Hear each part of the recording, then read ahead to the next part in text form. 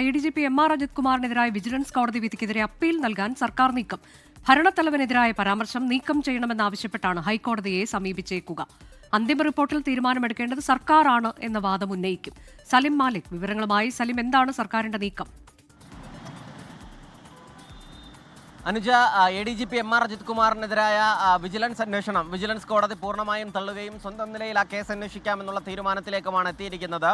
അതിന് പിന്നാലെ കോടതിയുടെ നിരീക്ഷണം ഒരേ സമയം തന്നെ ഈ അന്വേഷണ ഉദ്യോഗസ്ഥരെയും വിജിലൻസിലെ അന്വേഷണ ഉദ്യോഗസ്ഥരെയും അതേസമയം സർക്കാരിനെയും പോലീസിനെയും പ്രതിക്കൂട്ടിൽ നിർത്തുന്നതാണ്. അതിലാണ് ഈ ഭരണ തലവന്മാർക്കെതിരായ പരാമർശങ്ങളിൽ അത് നീക്കം ചെയ്യണമെന്നാവശ്യപ്പെട്ടുകൊണ്ട് സർക്കാർ ഇപ്പോൾ അപ്പീലിന് പോകാൻ തീരുമാനിച്ചിരിക്കുന്നത്. ഈ കേസിൽ പൂർണ്ണമായ ഒരു അപ്പീൽ വേണമോ എന്നുള്ള കാര്യം സർക്കാർ ഇപ്പോൾ ആലോചിക്കുന്നില്ല. വിജിലൻസ് ആ നിലയിൽ ഒരു അപ്പീൽ പോകണം, അപ്പീൽ നൽകണം എന്ന് സർക്കാരിന് മുൻപിൽ ഒരു നിർദ്ദേശം നൽകിയിട്ടുണ്ട്. സർക്കാർ അത് പരിഗണിക്കണോ എന്നുള്ള ആലോചനയിൽ മാത്രമാണ്. അതിനിടയിലാണ് ഈ സർക്കാരിനെതിരായ ഭാഗങ്ങൾ, ഭരണത്തലവന്മാർക്കെതിരായ ഭാഗങ്ങൾ നീക്കം ചെയ്യണമെന്ന് ആവശ്യപ്പെട്ടുകൊണ്ട് അപ്പീലിന് പോകാം എന്നുള്ള തീരുമാനത്തിലേക്ക് എത്തിയിരിക്കുന്നത്. കാരണം ഈ കോടതിയുടെ നിരീക്ഷണത്തിൽ ഗുരുതരമായ പല കാര്യങ്ങളും നിലവിലുണ്ട്. കാരണം അതുമായി ബന്ധപ്പെട്ട ഈ അന്വേഷണമല്ല നടന്നത്, വെറും ഒരു പരിശോധന മാത്രമായിരുന്നു ഈ വിജിലൻസിന്റെ ഭാഗത്തു നിന്നുണ്ടായത്.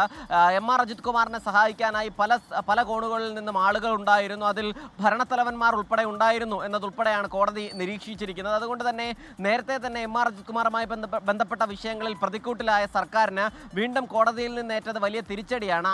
ആ പശ്ചാത്തലത്തിലാണ് സർക്കാർ അപ്പീലുമായി മുന്നോട്ട് പോകാൻ തീരുമാനിച്ചിരിക്കുന്നത്. അനുജ, ഭരണത്തലവന് എതിരായ പരാമർശം നീക്കാൻ സർക്കാർ കോടതിയെ സമീപിക്കും എന്നുള്ളതാണ്. MR അജിത് കുമാറിനെതിരായ വിജിലൻസ് കോടതി വിധിക്കെതിരെയാണ് അപ്പീലിന് സർക്കാർ ഒരുങ്ങുന്നത്. വിജിലൻസിന്റെ കൂടി അഭിപ്രായം പരിഗണിച്ചാണ് ഈ നീക്കം എന്നുകൂടി വിവരമുണ്ട്.